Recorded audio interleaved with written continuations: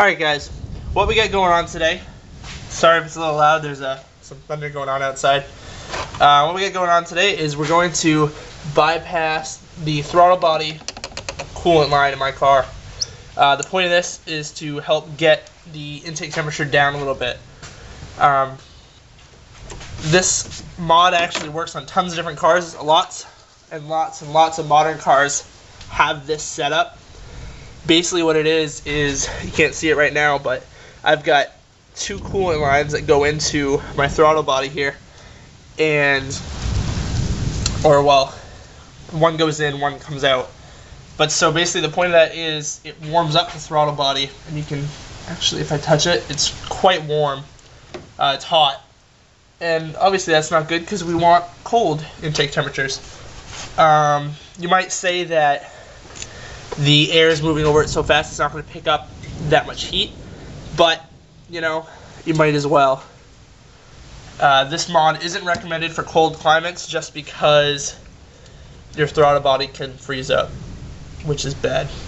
So if you live in a cold climate but you really want to do it, just change it out in the winter. The way I'm doing it's very simple, and I'll be able to switch it back and forth in a matter of a few minutes. So it's really not a big deal. Just gotta switch it back in, September when it starts getting colder, or October even. And it's really only a big deal if you're going like 0 degrees. It's not gonna freeze up if you're at 50 degrees, obviously. So we'll get right to it. I gotta remove a couple pieces here. First off will be the engine cover, and then I gotta remove, I don't even know what this is called, but I gotta remove this. And then after that we'll have some room to work. And I'll get back to you when that's all taken off. Alright guys, so I've removed this little guy here, which I still don't really know what it is. And then I've also removed the engine cover, as you can see. That's basically all you gotta take off to do this mod. I should be able to access, there's this hose right here, and then if you pull this one back a little bit, you can see that hose right in there. It's hard to see, this guy right here, my finger's next to. So those are the two hoses that we're gonna remove. So we've got this clamp right here, and then if we pull this guy back, right there is the other clamp, right there. It's hard to see because of the lighting.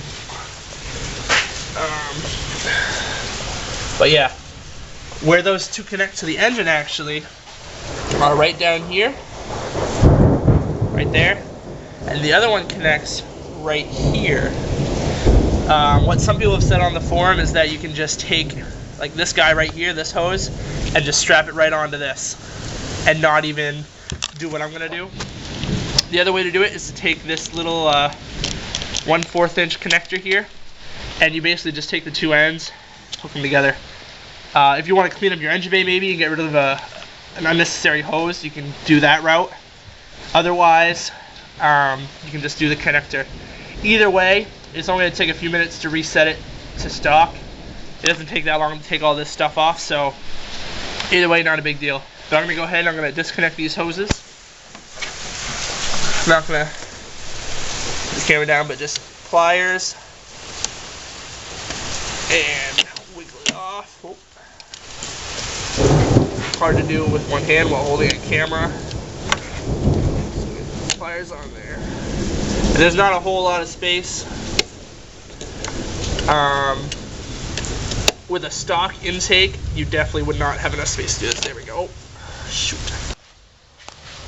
Alright guys, so now that I've got these two hoses unplugged, I'm going to show you the two ways that you can do this. Neither is really any better than the other. It doesn't make much of a difference. The first way you can do it is you can take, where'd it go? Right here. You can take one of these little barbed fittings, and basically all you're going to do is you're going to put it between the two hoses. So you're just connecting the two hoses that way. There's the other hose. So that's the first way you can do it. The other way to do it, which is a little more, not really a permanent setup, but it's a little trickier to get out. The reason that some people like using the barb fitting is if, say, you are going on a trip to somewhere where it's cold and you need to have that back hooked up, what you can do is you can just very quickly unsnap that fitting and push these back on, and make it really simple.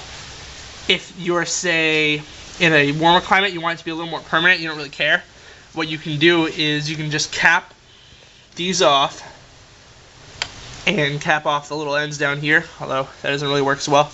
Or the other thing you can do is you can take this hose, it's already connected right here, and then this other hose connects down there. I don't know if you can see that. The camera's kind of blocking the light. Right down in there, that one, that fitting. But so, now you can see it. But so you can take this hose and plug it into that fitting, and then take this hose and actually use it to block off the throttle body. So it's not, you don't have any dust or dirt or anything getting in there. And I think that's actually the route I'm going to go rather than using the barb. But I'll show you what the barb looks like. Put the camera down. And there we go. So, barb goes in one end, take the other hose, pop them together, and then I would just bring the clamps back up to the normal position, and you're good to go, just like that. And then the other way to do it is to just take that back out. The other way to do it is to reconnect the hoses down there and everything, and then use this hose to block off up here. Another thing you can do, you can connect these and then just get some caps to cap these off, and that'll keep it from getting any dirt or dust or whatever. So those are the different ways you can do it. I'm going to set it up now and I'll show you what it looks like after I'm all done. Alright guys, so I did end up just switching the hoses out. If I have a problem with it, I can change it later. But so we've got this hose right here. He's connected. He just heads back down, gets connected. So it's basically just a loop. The coolant just goes up through there and comes back into the big pipe. And then I use the other hose. It just goes around like that. And this is a little kinked up. That's okay because it's not doing anything. All it's doing is making sure I don't get any crap in those little holes there. So it doesn't matter if it's a little messed up. But yeah, that's pretty much it. So I hope this helps someone, and see you later. All done.